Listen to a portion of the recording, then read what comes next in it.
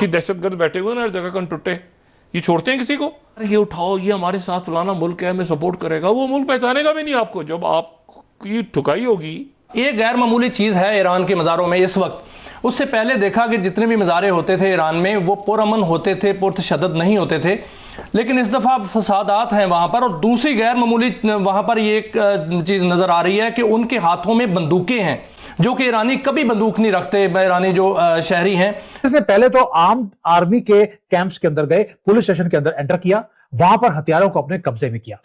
AK-47 आज उनके हाथों में है।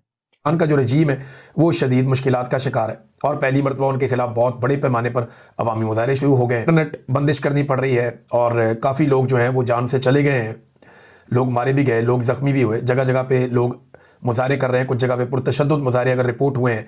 अगर ईरान के रजीम को कोई बहुत बड़ा ख़तरा नहीं भी है तो फिर भी ख़तरा तो है। और ये जो इक़दाम हुकूमत उठा रही है कि इंटरनेट की बंदिश या मवासलात की बंदिश, ये साबित करता है कि ख़तरा है।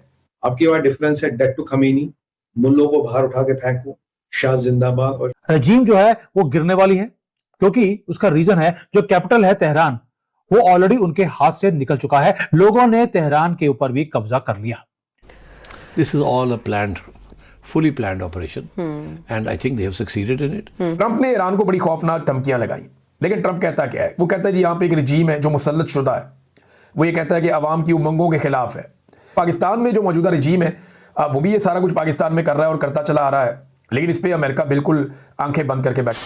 नमस्कार दोस्तों, जय हिंद। जैसा कि आपने क्लिप में देखा, ईरान में इतिहास का सबसे बड़ा प्रदर्शन मुल्ला खेमनाई के खिलाफ हो रहा है। बात इतनी बढ़ गई है कि लोग गवर्नमेंट ऑफिस तक को आग लगा रहे हैं और मौलवी देश छोड़ो जैसे नारे लगा रहे हैं। दरअसल ईरान में गिरती करेंसी के खिलाफ लगभग 2 हफ्ते से विरोध प्रदर्शन हो रहा है। ये विरोध प्रदर्शन गुरुवार रात को तब और उग्र हो गया जब ईरान के क्राउन प्रिंस पहलवी के अपील पर लोग सड़कों पे उतर आए और इसी बीच सरकार ने सड़कें खाली कराने के लिए सुरक्षा बलों को सड़कों पे उतार दिया। बताया जा रहा है कि ईरान में कम से कम 50 शहरों में बड़े पैमाने पर प्रदर्शन हो रहे हैं, जिसे रोकने के लिए मौलवी सरकार ने इंटरनेट और टेलीफोन लाइन को कटवा दिया है। खास बात यह है कि प्रदर्शन के दौरान रजा पहलवी के समर्थन में नारे लगाए जा रहे हैं, जबकि अब तक शाह के समर्थक नारेबाजी करने पर ईरान में मौत की सजा मिलती थी। इससे ये साफ हो गया है कि ये प्रदर्शन हाथ से निकल चुका है और मौलवी खेमनाई देश कभी भी छोड़कर भाग सकता है। वहीं इसी बीच डोनाल्ड ट्रंप ने भी मौलवी खेमनाई को बहुत बड़ी चेतावनी दी है और वो अपनी फोर्स कभी भी ईरान में उतार सकता है।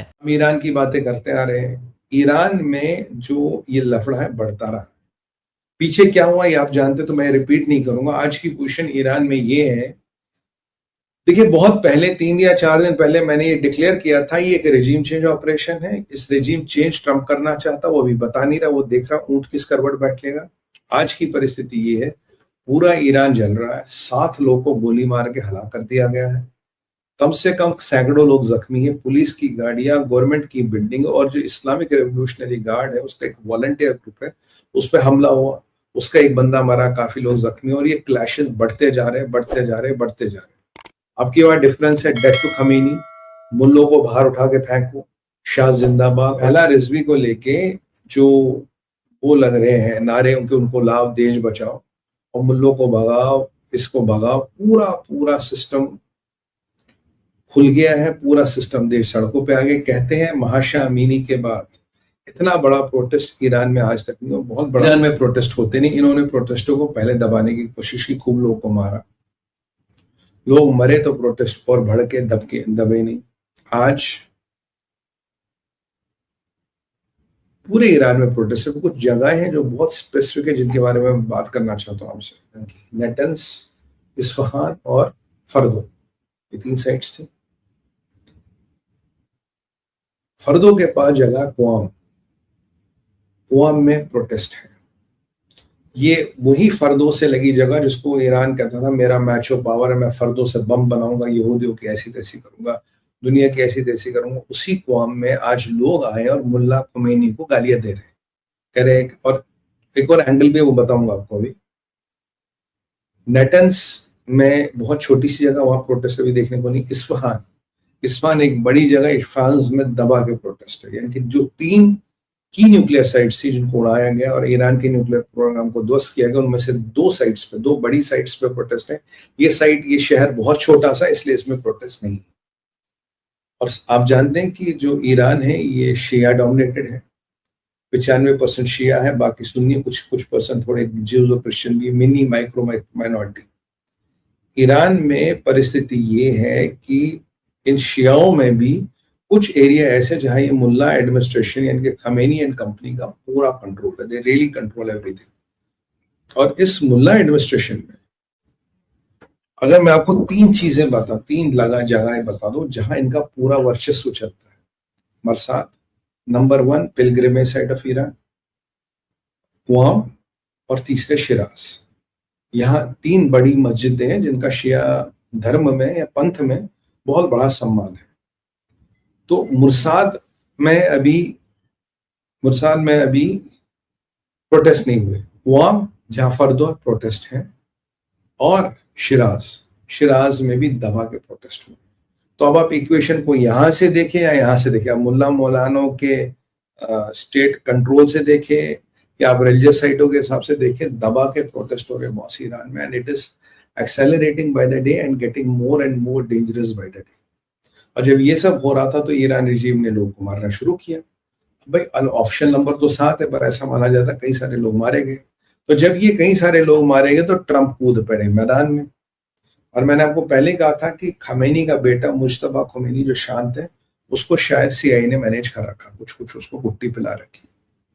अब जब ट्रंप कूदे मैदान में तो उन्होंने कहा भाई अगर बेगुनाह लोगों को प्रोटेस्टरों पे गोलियां चलाई, अमेरिका विल इंटरवीन डायरेक्टली, हम डायरेक्टली इंटरवीन करेंगे और तुम्हारा काम तमाम करेंगे। तो मतलब अब ये न्यूक्लियर साइट्स को बॉम्बिंग करने की बात नहीं, अमेरिका कह रहा will directly intervene in Iran. ये बहुत बड़ा रीजनल एस्केलेशन होगा। तो ईरान सीधा कह रहा है कि अगर ट्रंप ने धमकी दी कि भाई मैं इंटरवीन करूंगा, ईरान कह रहा है अगर आपने इंटरवीन करा पूरे रीजन को जला डालेंगे। और पर मुश्तबा खमेनी पता नहीं है, खमेनी के वेराबट्स पता नहीं है, पर ये जो ग्राउंड से खबरें आ रही है, मुल्ला रेजिम थोड़ी हिल गई है, क्योंकि कह रहे ईरान इराक वॉर में भी इतना लोगों का रेजिमेंट नहीं था जो अब देखने को मिल रहा। ये गैर मामूली चीज़ है ईरान के मज़ारों में इस वक्त। उससे पहले देखा कि जितने भी मज़ारे होते थे ईरान में वो पुरअमन होते थे, पुरतशद्दद नहीं होते थे।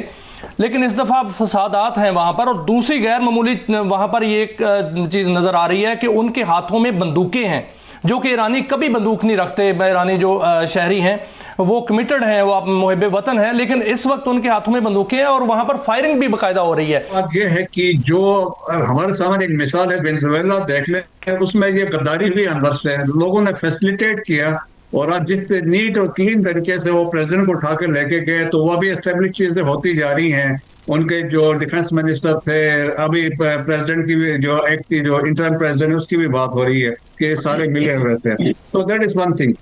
ईरान में ये है कि ईरान ने खुद ये कहा है कि जो मोसाद और सीआईए वाले इंस्ट्रूमेंटल है इसको भड़काने में, और इसमें यकीनन कोई शक नहीं है। और ईरान में अनफॉर्चुनेटली हमने रिसेंट पास्ट में देखा है द इन्वॉल्वमेंट ऑफ फॉरेन जो हॉस्टाइल एजेंसीज है, और उन्होंने लोकल्स को इस्तेमाल किया। स्पेशली आप देखें असैसिनेशन ऑफ जो टॉप क्लास साइंटिस्ट है उनको चुन चुन के मारा, और इवन आप देखें जो मिलिट्री लीडरशिप थी उनको असैसिनेट किया गया। तो एंग्रेस जो उनके प्रेजेंस आप देख लें, और जिस तरीके से अंदर वो आप ये लेके गए थे, ड्रोन्स वगैरह लेके गए, उनको यूज किए।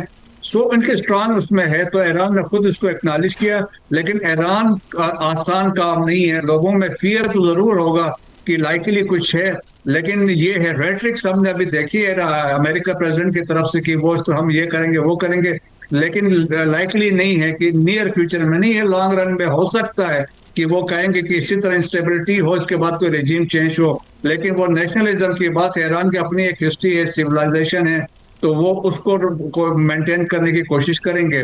लेकिन अमेरिका की भी ख्वाहिश होगी, इजराइल की भी होगी कि इसको किसी भी तरीके से ईरान को नुकसान पहुंचाए।